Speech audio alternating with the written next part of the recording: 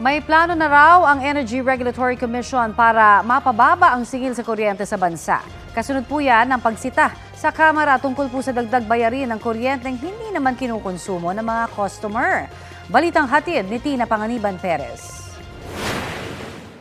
Sa pagtalakay ng Kamara sa panukalang budget ng Department of Energy, inireklamo ng ilang kongresista ang mahal na singil sa kuryente sa Pilipinas. Mahigit 10 piso kada kilowatt-hour ang average ayon sa kinatawan ng Baguio City. Mas mahal pa sa singil sa Thailand, Indonesia, Vietnam at Malaysia. Ito po isang nakakapag-discourage sa mga investors. Kailangan itong presyo natin ay at par with the other ASEAN countries. Sabi ng Energy Department, sa ibang bansa kasi ay sinasalo ng gobyerno ang bahagi ng singil kaya mas mura ang ipinapasa sa mga consumer. Bukod dyan, since they produce oil, they produce natural gas, and they produce coal, what they do is they require the coal suppliers to give domestic generators a lower price than what they charge for export. inireklamo rin ang pagpapasalo sa mga customer ng systems loss o yung sayang na kuryente na hindi nasisingil tulad ng ninakaw sa mga jumper o pagkakamali ng pasa ng metro. It is an added cost.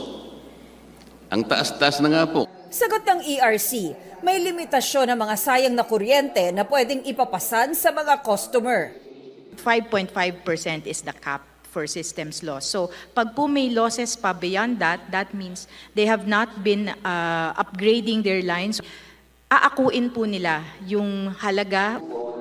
Pinag-aaralan na rin daw ng ERC kung pwedeng exempted sa VAT ang systems losses at iba pang nasa electric bill.